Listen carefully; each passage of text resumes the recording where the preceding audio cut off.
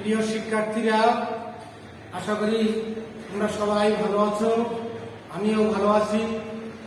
আজ তোমাদের সামনে আমি দাঁড়িয়েছি, আমি আমার পরিচয় প্রদান করছি। আমি গোবিন্দ প্রসাদ জোরদার, সহকারী শিক্ষক, শারীরিক শিক্ষা, আলিপুর ইউনিয়ন মাধ্যমিক বিদ্যালয়, আলিপুর, সাতক্ষীরা সদর, সাতক্ষীরা। আজ অনলাইনে যে ক্লাসটি তোমাদের নেব, সপ্তম শ্রেণীর বিষয় বিজ্ঞান, তারিখ 9/1/2022। তো আজকের এই বিজ্ঞানের প্রথম আজকের বিষয় বিজ্ঞান,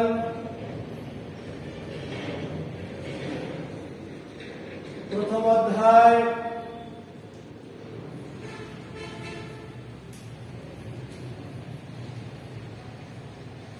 নিম্ন শ্রেণীর জীব।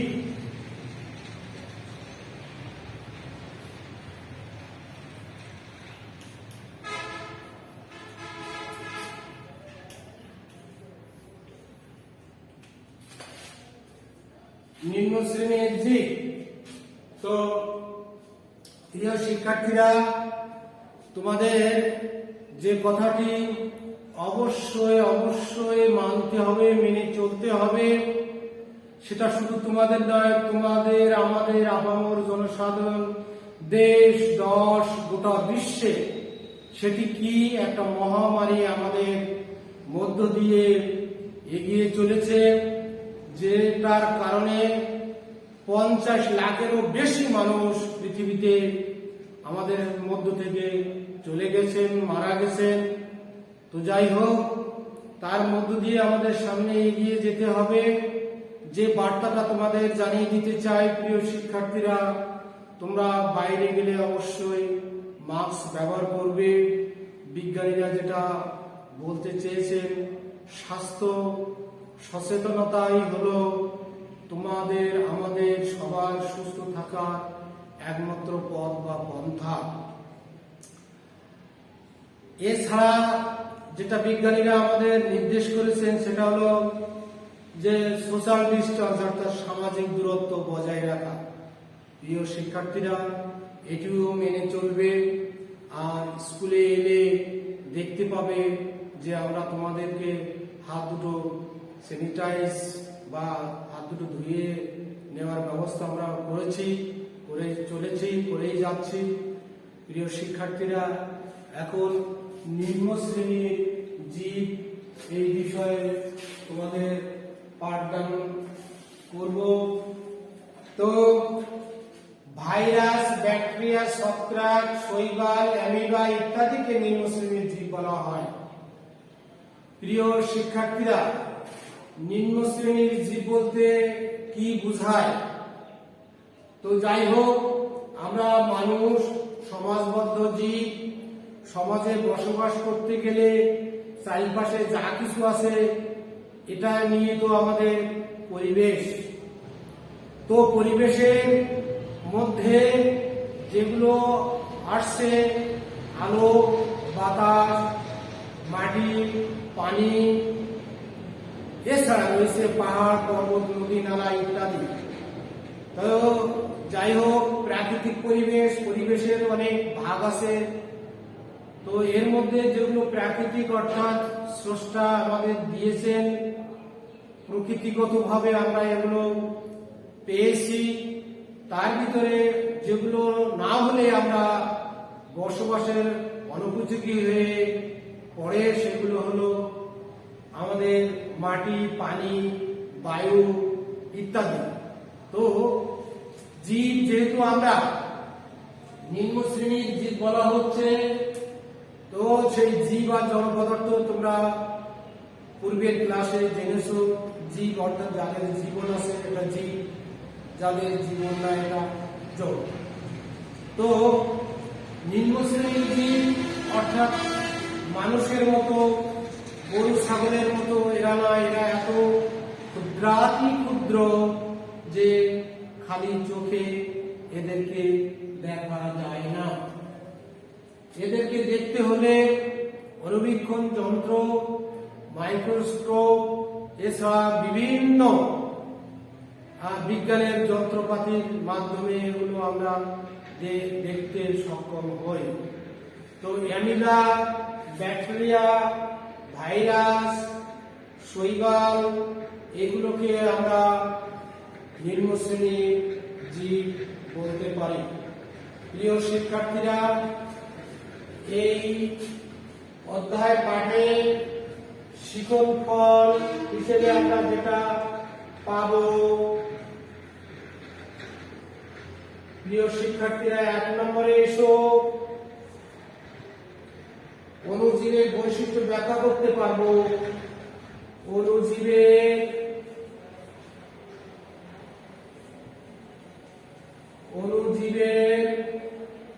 বৈশিষ্ট্য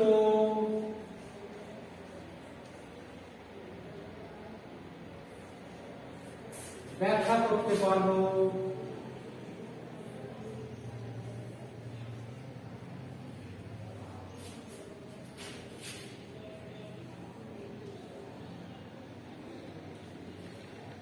অণুজীবের শ্রেণীবিন্যাস করতে পারবো। অণুজীবের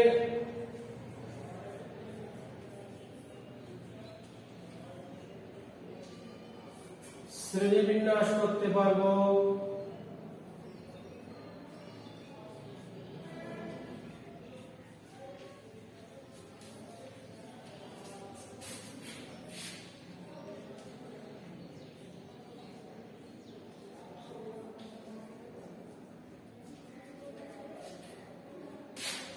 ভাইরাস, ব্যাকটেরিয়া এর বৈশিষ্ট্য বর্ণনা করতে পারবো। ভাইরাস,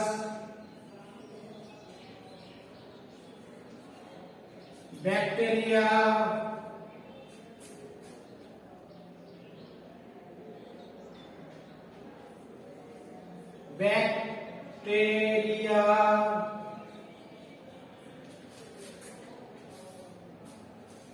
ও অ্যামিবার বৈশিষ্ট্য বর্ণনা করতে পারবো। ও অ্যামিবার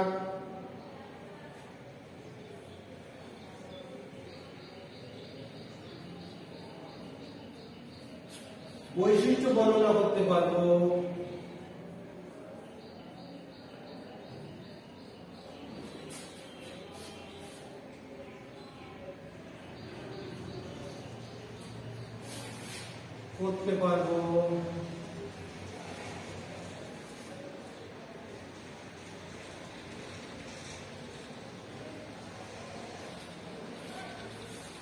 প্রিয় শিক্ষার্থীরা, শিখন ফলের অণুজীব, এই অণুজীবের বৈশিষ্ট্য ব্যাখ্যা করতে পারবো। অণুজীবের শ্রেণীবিন্যাস করতে পারবো। ভাইরাস, ব্যাকটেরিয়া ও অ্যামিবার বৈশিষ্ট্য বর্ণনা করতে পারবো। প্রিয় শিক্ষার্থীরা, এই জিনিসগুলো কি এটা তোমাদেরকে জানতে হবে। আমরা আমাদের চারিপাশে অনেক জীব দেখতে পাই। এসব জীব ছাড়াও আমাদের পরিবেশে অনেক জীব রয়েছে যা খালি চোখে দেখতে পায় না। এদের নির্দিষ্ট কেন্দ্রিকাসুর সুগঠিত কোষ নেই। এরা অণুজীব নামে পরিচিত। ষষ্ঠ শ্রেণীতে তোমরা এগুলো জেনেছ, পড়েছ। যাই হোক, প্রিয় শিক্ষার্থীরা, জীব এবং জড় এই প্রাণীগুলোর সম্পর্কে তোমরা জেনেছ। জীবটা কি, জড়টা কি, যার অস্তিত্ব আছে, যা বৃদ্ধিপ্রাপ্ত হয়, যা এক স্থানে থেকে অন্য স্থানে যেতে পারে, এটা হলো জীব। মানুষ, গরু, ছাগল, হাঁস, মুরগি ইত্যাদি জড় বস্তু, যার বৃদ্ধিপ্রাপ্ত নেই, অস্তিত্ব আজ আছে কাল নেই, যা খাদ্য গ্রহণ করতে পারে না, সেগুলো জড় বস্তু, যেমন ইট কাঠ নয় ইত্যাদি ইত্যাদি। তো যাই হোক, জীবের মধ্যে নিম্ন শ্রেণীর জীব, এর শ্রেণীবিন্যাস, এর বৈশিষ্ট্য এগুলো জানতে হবে। প্রিয় শিক্ষার্থীরা, অণুজীব জগৎ তোমরা দেখে নাও। অণুজীব জগৎ এর শ্রেণীবিন্যাস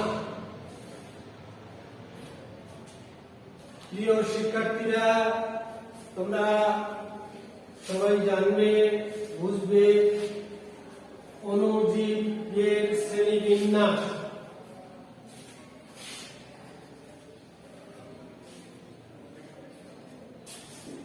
অণুজীব জগৎ, অণুজীব জগৎ। 1 নম্বরে এসো প্রিয় শিক্ষার্থীরা, অণুজীব জগৎ।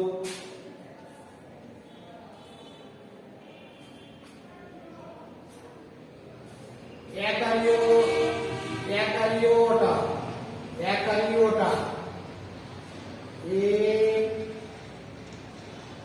কয়েকটা আকার রিওটা, একারিওটা বা অকোষীয় বা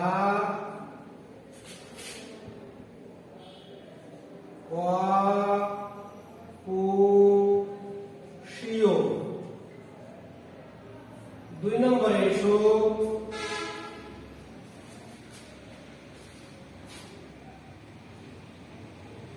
প্রোক্যারিওটা।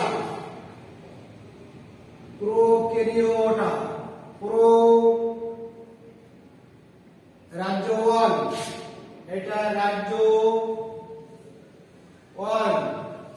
রাজ্য 2 প্রোক্যারিওটা।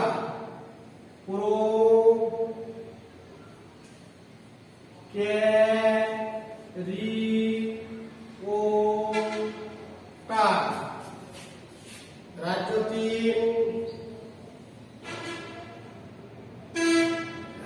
3 ইউক্যারিওটা। রাষ্ট্র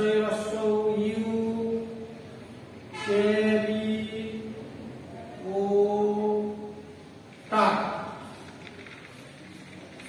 আচ্ছা প্রিয় শিক্ষার্থীরা, অণুজীবের শ্রেণীবিন্যাসের ভিতরে রাজ্য 1 একারিওটা বা অকোষীয়। অকোষীয় বলা হচ্ছে কেন? এই জন্য অকোষীয় বলা হয় যার কোষ নেই, সেল বা কোষ যাদের নেই সেই জন্য অকোষীয়। রাজ্য 2 বা 2 প্রোক্যারিওটা। রাজ্য 3 ইউক্যারিওটা। প্রিয় শিক্ষার্থীরা, একারিওটা বা অকোষীয় এসব অণুজীব এত ছোট যে সাধারণ আলো পর্যবেক্ষণ যন্ত্রের নিচে এরা দেখা যায় না।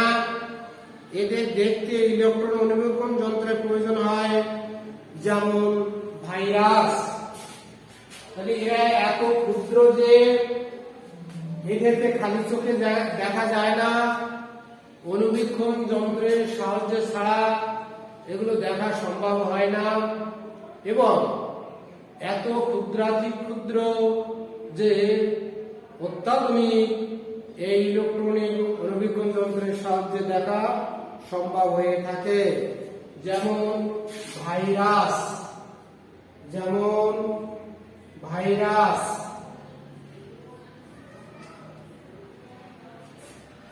2 নম্বরে প্রোক্যারিওটা।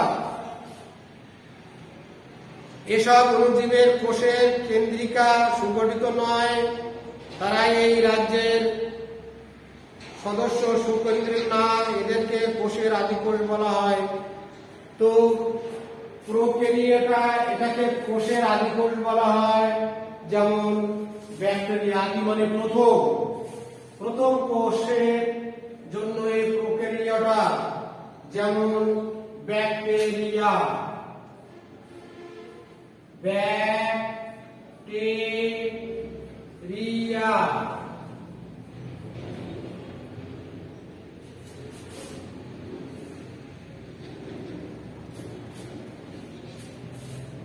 ব্যাকটেরিয়া রাজ্য 2। 3 নম্বর ইউক্যারিওটা। অণুজীব কোষের কেন্দ্রিকায় সুগঠিত, তাদের প্রকৃত কোষ বলে শৈবাল, ছত্রাক ইত্যাদি।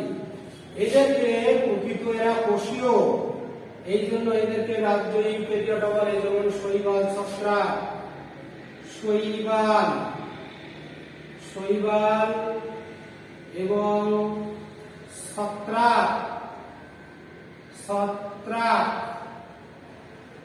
এরা প্রকৃত কোষীয়। যাই হোক, ভাইরাস, রিকেট, ছত্রাক, ব্যাকটেরিয়া, শৈবাল, প্রোটোজয় ইত্যাদি বিভিন্ন ধরনের অণুজীবের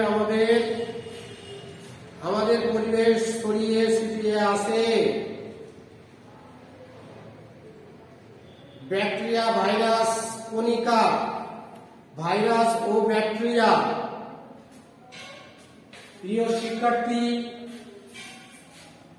এরা তোমরা জেনে আরো আনন্দিত হবে যে অণুজীবের পরে যে জিনিসটা তোমাদের সামনে তুলে ধরবো সেটা হচ্ছে ভাইরাস ও ব্যাকটেরিয়া। ব্যাকটেরিয়া ভাইরাসের কণিকা। ভাইরাস ও ব্যাকটেরিয়া।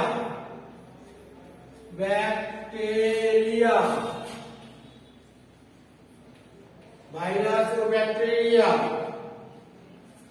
ভাইরাস, ব্যাকটেরিয়া, ভাইরাসের কণিকা।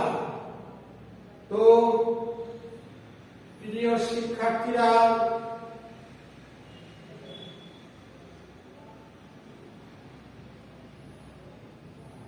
তোমরা এগুলো জেনে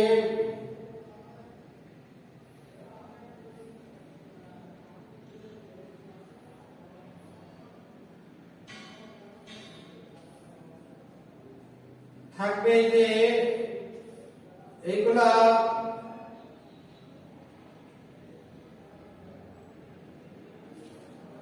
মাথা প্রোটিন,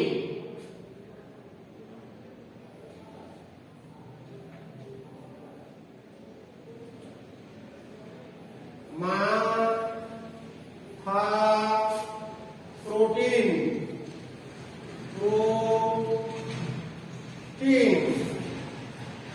ডিএনএ, ডিএনএ,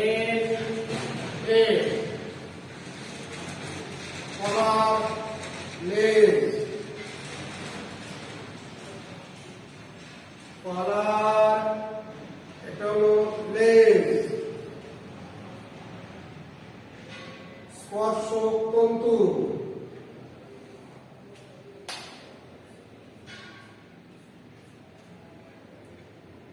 স্পর্শক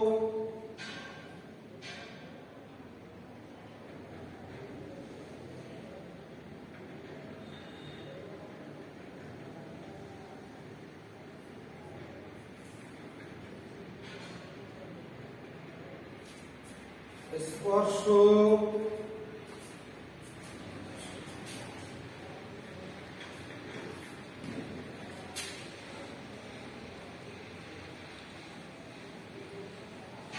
তন্তু, স্পর্শক তন্তু। এটা তন্তু অর্থাৎ আঁশের মতো, তাই এদেরকে তন্তু বলা হয়, স্পর্শক তন্তু। প্রিয় শিক্ষার্থীরা, ভাইরাস ও ব্যাকটেরিয়ার একটা ছবি তোমাদেরকে দেখানো হলো। তো তোমরা অবশ্যই মাস্ক ছাড়া বাইরে যাবে না, মাঝে মাঝে হাত দুটো ধুয়ে নেবে, আর সোশ্যাল ডিস্টেন্স মেনে চলবে। তোমরা ভালো থাকবে, সুন্দর থাকবে, এই প্রত্যাশা রেখে আমি আমার ক্লাস এখানে বিশ্রাম নিতে যাচ্ছি। ছোট বাচ্চা বা মুরব্বীরা এরা অত্যন্ত সহনশীল, এরা জানে না, বোঝে না অনেক কিছু।